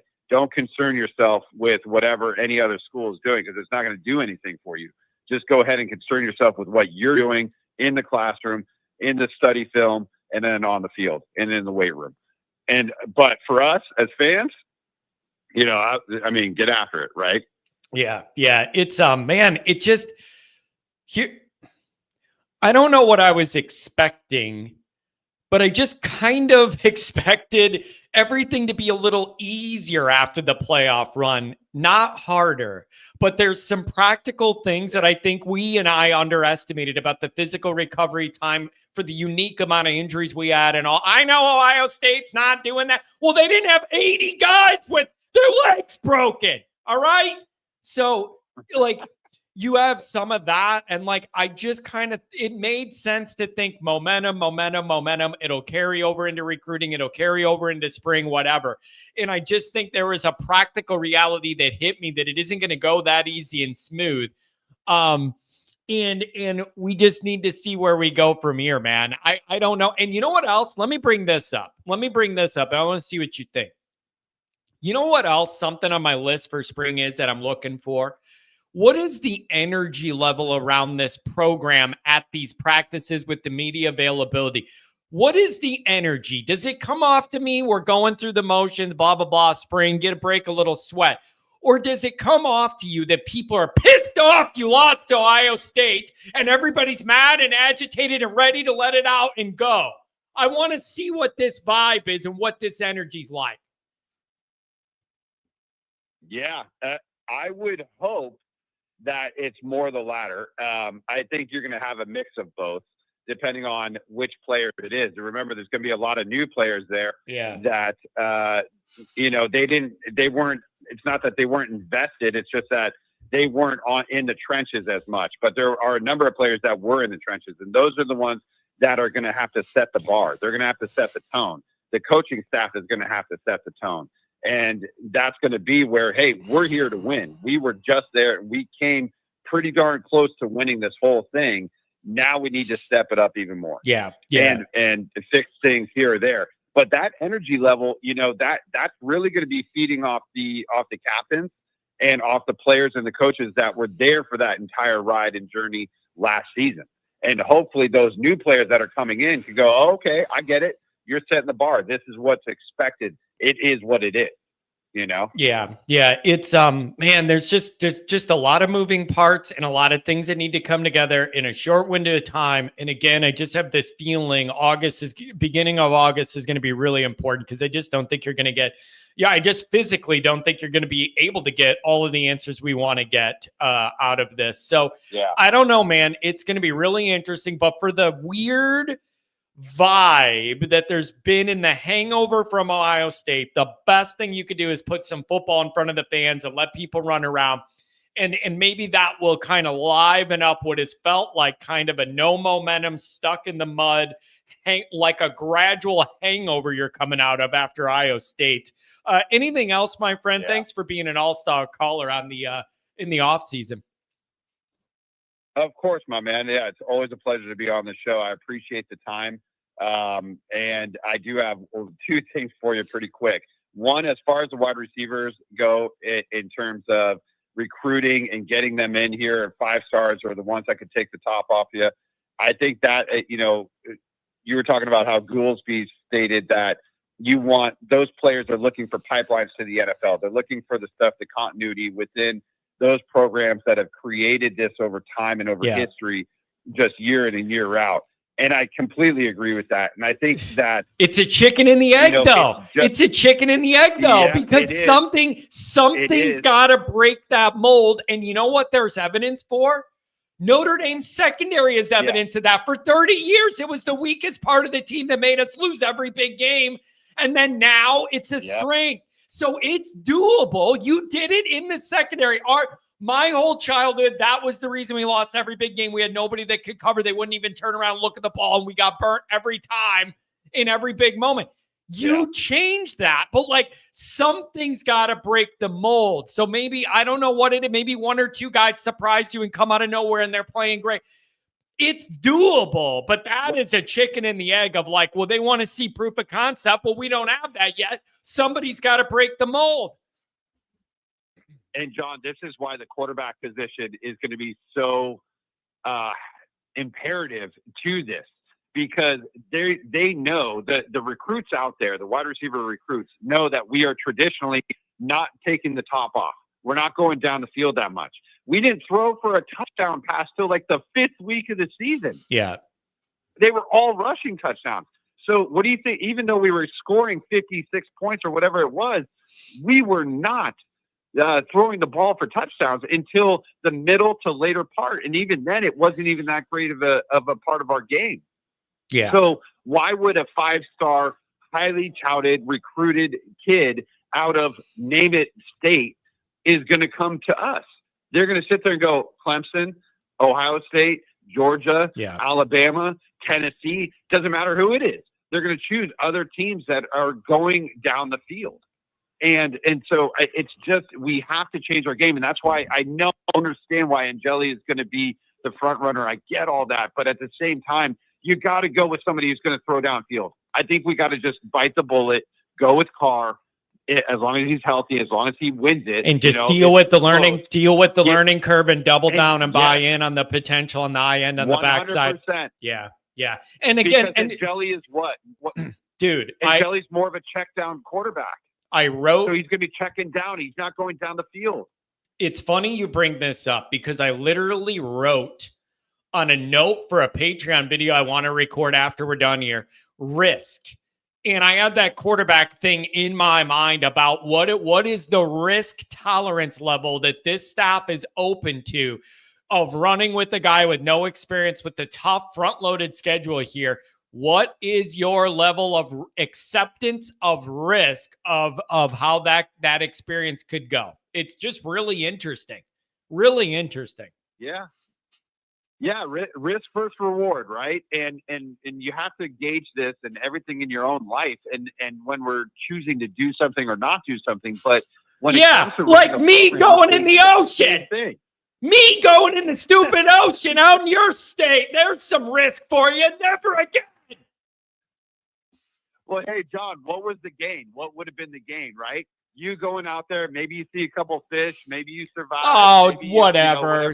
Jeez, what is the gain? What is the gain? I doggy paddle around the Pacific and get to, exactly. And you know, the funny part 100%. Is after I almost died and I literally thought I was going to drown out there or get eaten by a freaking great white, I drag my carcass back to the beach and I lay down to catch my breath and I look over and there's 5 European girls wearing barely nothing laying in the sand right by me. I never even had to leave that beach and go in the water to be happy. What an idiot. I could have sat right there and not moved all day and been fulfilled. But no, I got a doggy paddle out into the great wide ocean. Never again. Oh, my God. That is so beautiful. Yes, absolutely. So anyway, the risk and the reward, right? So the reward with putting in Carr is the fact that you could be starting a whole new chapter in Notre Dame. And it could open everything up. It could open everything up. And if that kid could throw it around a little bit and get that going, you're right. So it's all going to come down to risk, but also there is an obligation to these quarterbacks to play good and push it and claim your time, claim your snaps, show that the guys rally around you and you're a leader. This is a big deal, man. And it isn't just about this year. That's the other thing in my mind, man, is it isn't just about what you're going to do this year. Whatever, if this decision goes certain ways, it's a longer term thing too about recruiting and what does the future of the program look like? Are you building towards something that looks good on the back end? So this isn't just the immediacy of going to Miami and then A&M or whatever. It's a longer term implication as well And they got to get it right. They got to get it right. The easiest thing here is for one guy to be head and shoulders above the rest, and there's no decision that has to be made. Everybody knows the answer. I don't know if we're going to get that. If it's all muddied up and one day this guy looks good and the other day that guy looks good, I don't know where that leads. I hope somebody stands up head and shoulders above the pack. Put him in. Let him learn, let him make the mistakes, let him grow, and do it over the next course of 2 to possibly 3 years. And you're going to have one of those kids that can absolutely change this entire trajectory of the program offensively. I truly believe that. But if we keep putting in a transfer portal, a portal quarterback, or if we keep putting in someone like Angeli, we know what we're going to get. It's going to be steady, but it's not going to take the top off, and then we're not going to get those recruits. So if you want to make a splash, if you want to do it, you got to take risks. And I just think they should do it.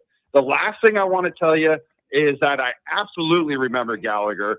And I'll tell you, when Chappelle did that, I literally lost my mind.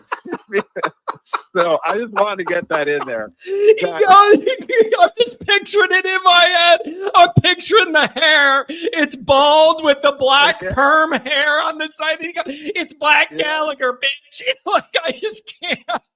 Oh, my God. And the majority of people that watched Chappelle didn't know Gallagher. Yeah, I know. Like, who is this supposed to be? Dude, I showed it to my dad. God. I showed it to my dad because Gallagher was like popular. My dad was like younger. And I'm like, you got to watch this. It was just hilarious. And you know what? On the flip side, I'm going to give you this on the flip side. This is great. This is a great thing to end on. So a lot of the people watching that had no idea who Gallagher was. How many people do you honestly think knew exactly what Rick James was when that came out? Think about how many 19-year-old white Midwestern college kids loved those Chappelle skits, but had no idea of the whole Rick James existence, of like literally what Rick James was like. Like, they had no idea. I don't even know if they know that he was a singer or. It's just funny to me how many people love that skit but don't understand why it's so funny because of Rick James's real life. You know what I mean? Totally. They were sitting around on dial-up AOL trying to Google it and figure it out. Oh, man. It's just awesome. Welcome to the China Club. All right, man. Hey, have a good... The milk's gone bad. Have a... Nice couch. Nice couch. Why don't I stretch out? I can't say all of it, but I just... Darkness, brother, darkness. All right. What did the think inside of the face? Oh, man. All right. Have a good weekend out there, buddy. I love you. Thanks for always calling. Have a good one. Johnny, take care of yourself. And to all the callers and all the chat guys, hey, love you all. Oh, man, this is funny. Yeah, Kent, that's what I'm saying, man, is I like that old music, and Rick James is an old G, and I like that. And I understand where the Rick James BITC, I understand where it came from, and that's why it was funny to me. I guarantee you 99% of the regular people like in college watching had no idea when this was hitting why that's so funny and who Rick James was and all of his history and the wild stuff. It's hilarious. Oh, man. Sports Illustrated article saying we are featured on a new EA college football video game. Cool. Can we get a recruit, though? Like, I don't know how I'm supposed to respond to that. Awesome. How about we land a recruit in this calendar year? Like, bro, I'm sorry. Like, that's cool. Thumbs up. We're in a new video game. Can I get a recruit in this calendar year? What? Son of a buck. I'm telling you, man, Rick James has some funky stuff, man. Busting out. That song isn't even that famous, and it's my favorite Rick James song. Kent, do you know what I'm talking about? We're busting out. It was in Superbad. God, Rick James was the funk master, bro. That dude was funky. I love it.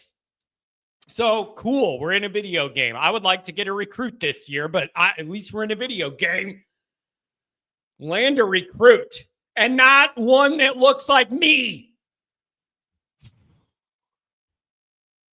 618, you're on the show. Welcome to the China Club. Yeah, what's up, man? Dude, you know what's up. It's just me in my basement stressing out about Notre Dame football, you know.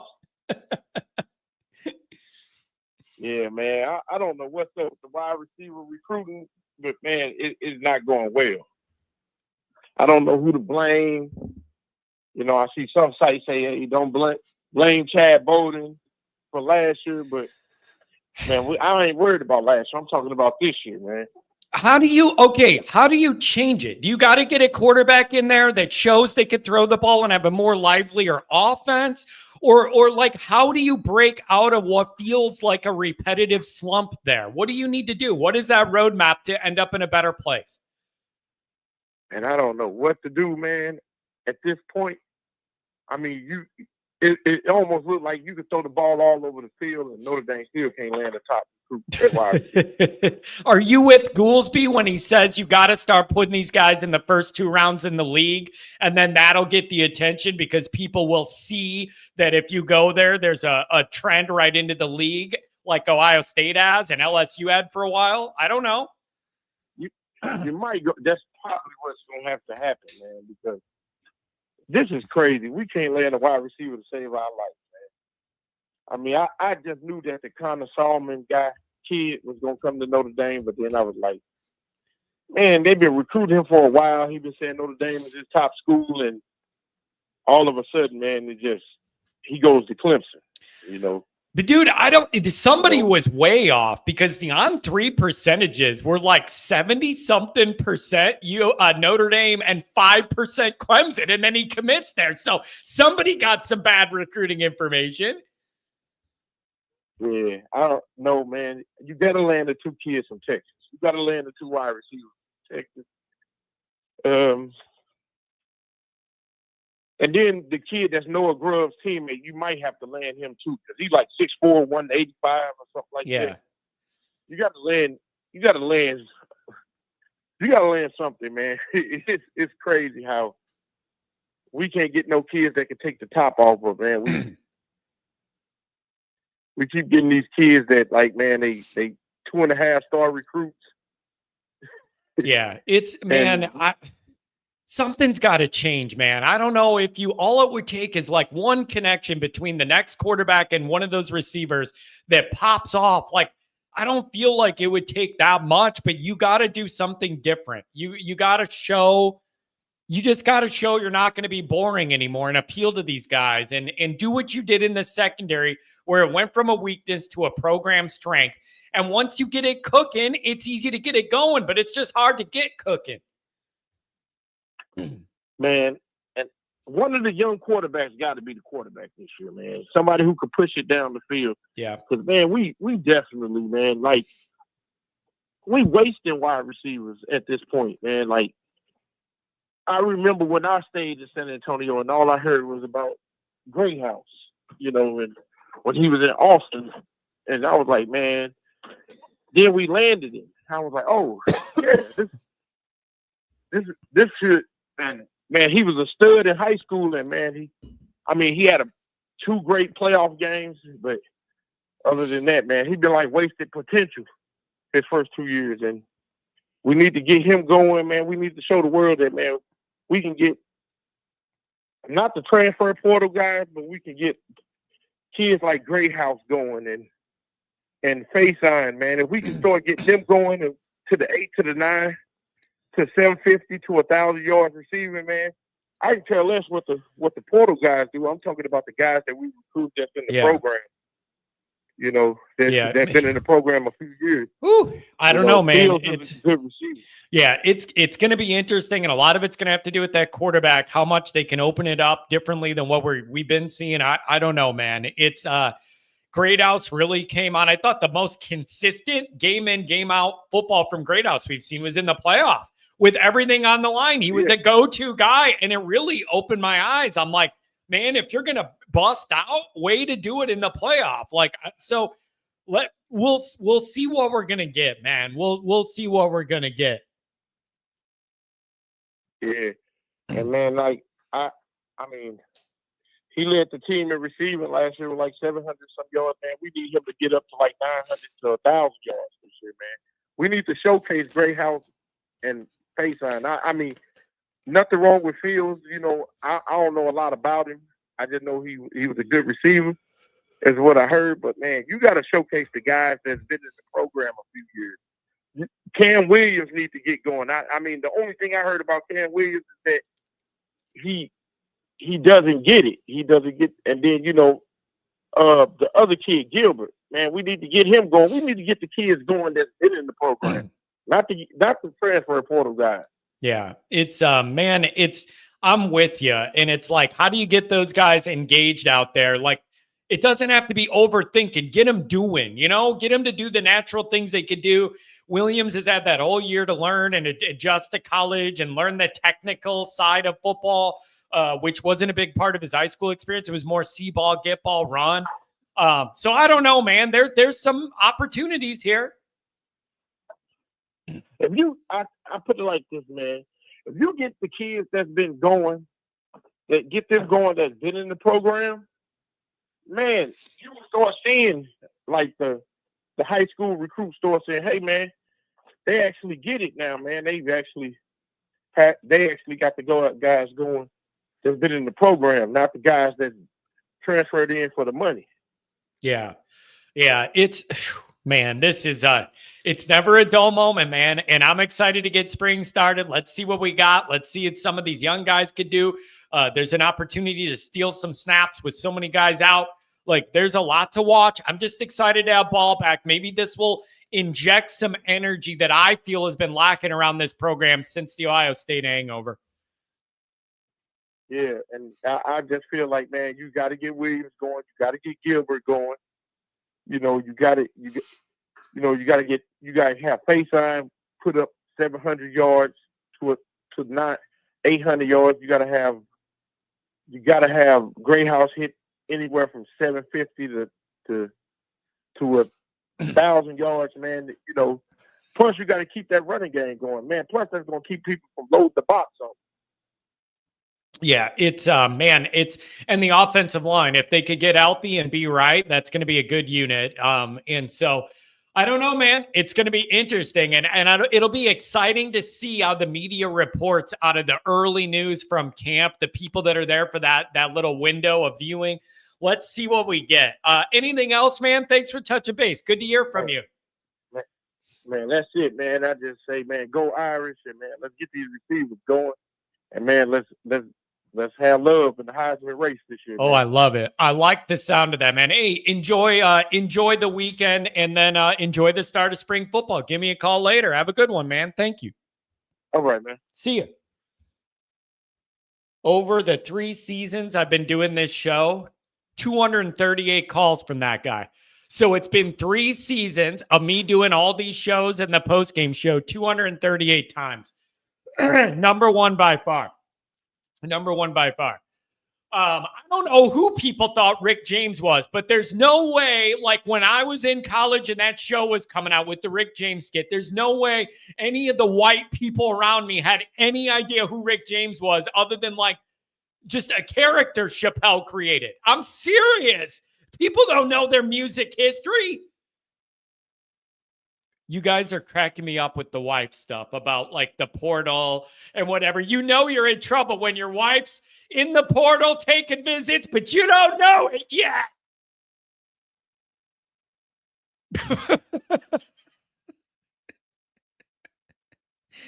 Rudy says, John, I remember watching it all the time with you. Yeah, because it was hilarious and amazing. Oh, man. Oh, boy. What a way to end the show. 559 on the line. Lower your volumes. What up, baby?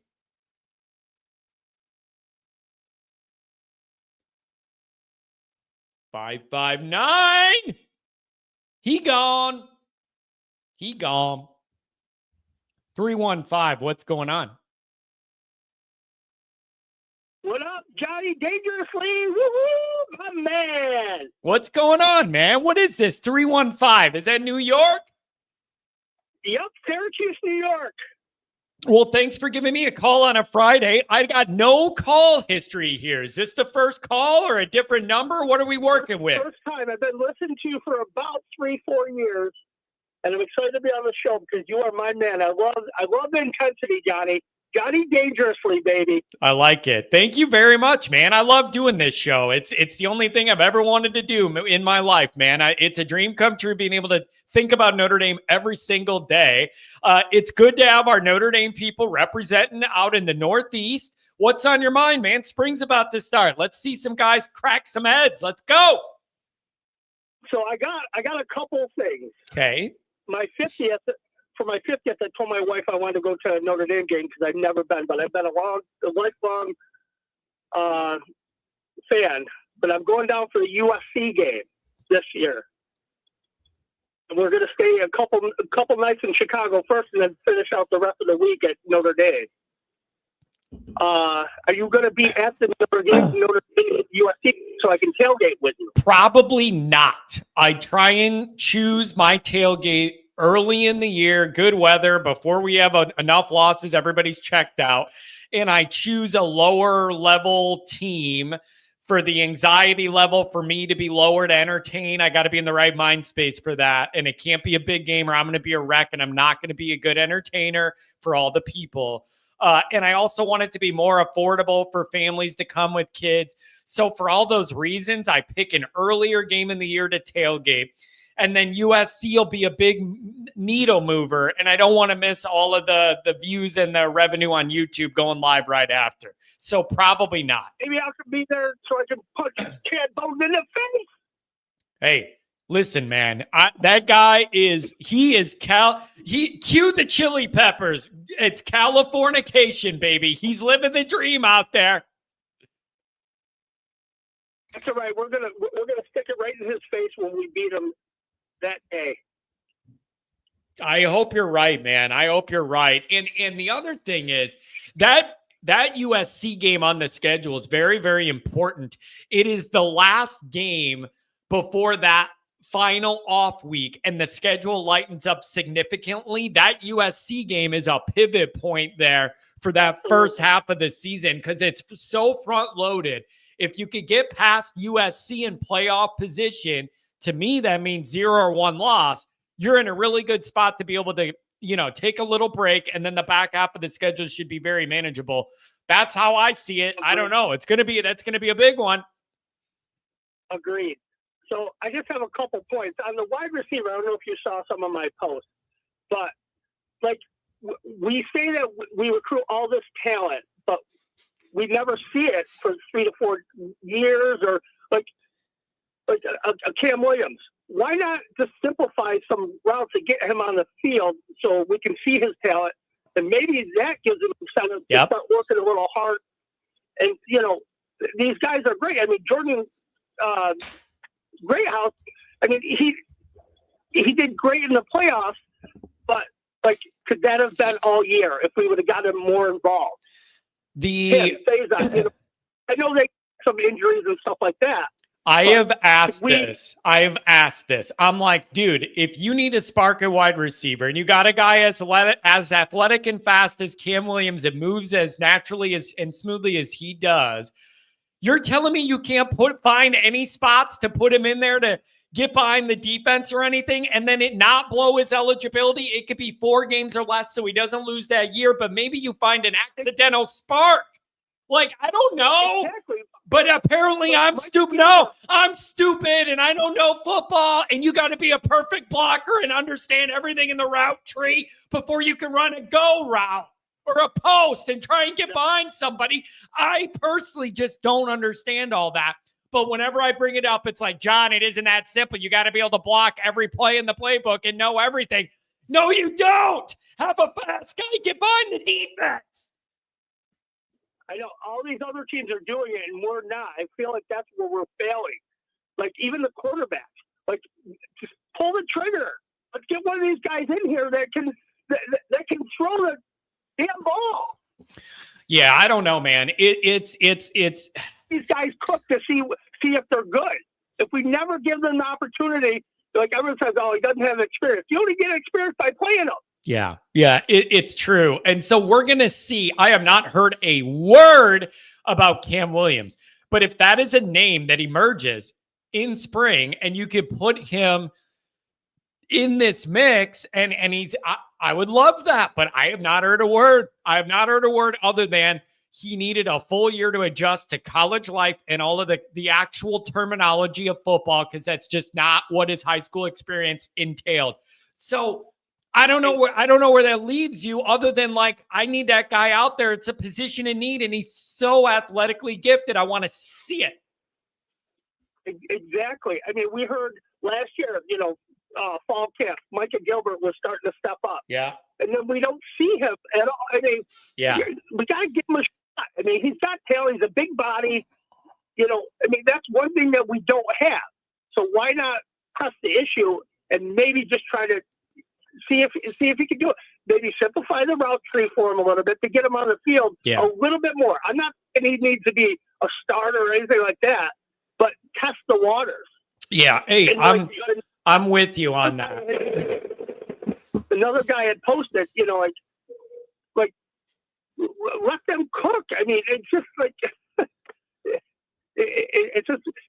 I put the definition of insanity is doing the things over and over again and expecting the same result. Yeah. Well, we've had bad results for the wide receivers. Yeah. Why not change it up? Something different. I just don't think they think of it the way we do. And then let me ask this. This is the other part of this equation with the wide receivers is, how do you want Notre Dame to navigate the quarterback dynamic? And how do you think they're going to navigate it? Maybe those are the same answer. Maybe they're different. How are you seeing this heading into spring? I mean, I've been a big proponent of Minchie. Like but you don't hear anything. But like, is he given the opportunity because they already made up their mind on CJ? I think CJ will be the top quarterback after a while, and maybe he is right now. But I feel like Minchie's not getting a shot. I just don't think Angeli's the answer. When I ask Goolsby about this, and it's like, why don't we hear anything about Minchie, or he's always the odd man out of the discussion or whatever, Goolsby's starting to turn the narrative into maybe it's time. It's on Minchie to force things. Maybe not be the quiet, nice guy behind the scenes that goes with the flow, but change your attitude a little bit. Get a little pushy. Get greedy.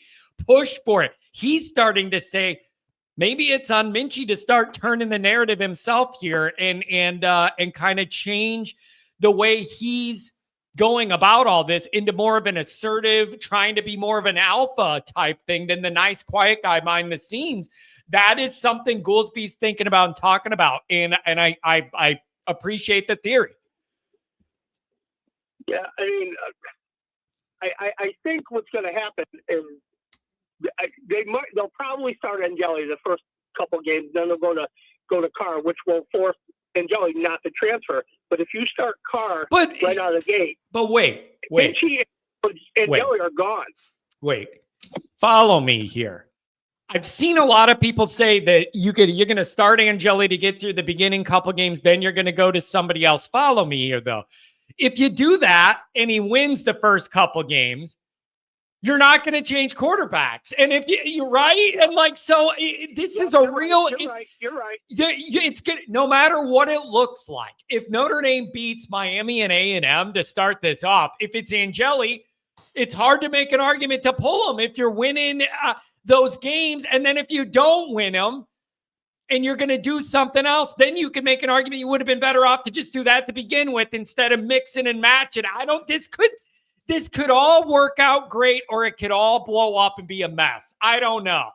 I think Angeli can win those two games, but which locks you into Angeli for the rest of the season. I agree with what you're saying. Right. But I think his ceiling, he doesn't progress much more than that. I think he'll win you some games, but by the time we get to the playoffs, hopefully we get to the playoffs, which I think we will. But is he going to be the guy that can take you to the next level at that point?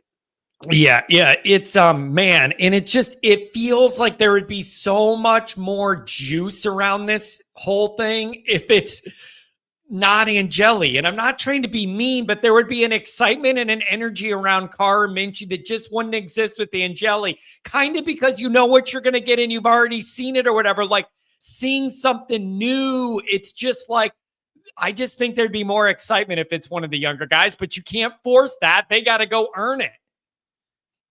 I think Denbrock I think he's really excited about Minchie or Carr. I think he could really turn it loose with one of those two. But I think Marcus is somewhat conservative. Like he doesn't want to make a bad move because then he's screwed. But like I think he's a little bit too conservative sometimes. Yeah. And if you open up the passing game, another guy said this, that I think that'll make Jeremiah Love even bigger. Like I think like the lanes will open up and he can run wild. Yeah, man. It's and again, I say this on every show. The offensive line has some serious high-end NFL talent to work with. If they could be healthy and put together the right lineup, they are going to be, that's going to help everything. Whoever the quarterback is, going to Miami, a way to ease into that game, whatever. So that offensive line is a big, it's a big part of it. Anything else, my friend? Good first call, man. Save the number. Don't be a stranger. Yeah, sometimes I'm at work right now. I probably should be working, but you were more important. I appreciate that. Thank you. So sometimes, like, I don't get to listen, during the day. I got to watch you back after I get done with work. But I'll leave you with this. Phenomenal show. You're phenomenal. I will keep on listening. And I think Notre Dame, I mean, if they get the quarterback right this year, I think this could be the year where, they have potential to win it because their defense is great. They got great running backs. Their O-line is going to be phenomenal, whatever they come up with. Yeah, hey, I'm with you. Once they figure out the defensive line will get production. If we get Patello and Traore back, I mean, it should all fall in the line. Yeah, man, I'm with you. Hey, really, really good first-time caller. Thanks for the kind words. Save the number. Call me again whenever you get a chance. Have a good weekend there, man. Okay, Johnny Dangerously. Take care. I appreciate it. Man, that's a good first call. 559, I'm sorry. I got to run. I got a call I got to be on at 11. That's in 4 minutes. I'm wheeling and dealing, man, for spring. I got stuff going on. When I come to town, I try and make it worth it. Make some deals. Wheeling and dealing, man. So see what we come up with. Listen, you guys, really good show today. Thanks for the donations. Thanks for the calls. Always Annoyed. I have extra Always Annoyeds pre-recorded for my Florida trip. So I'm holding off because I have extra Always Annoyeds because I'm going to be gone and I'll space them out. So I'm going to hold off on doing that today because I'm going to space them out while I'm gone. So we're going to try and do, cover everything we can. Remember, I'm traveling next week. I have family stuff. We're not going to be on the regular live schedule, but I will keep you posted on what I can do. And maybe we do live, but it's just not calls and it's chats after the first couple practices or something. And we see what we're doing. So my schedule is going to be messed up on Patreon and here. And I'll do the best I can to get you guys stuff as much as I can. And hopefully nothing stupid happens when I'm in Florida. Have a good weekend. Love you guys. Take care.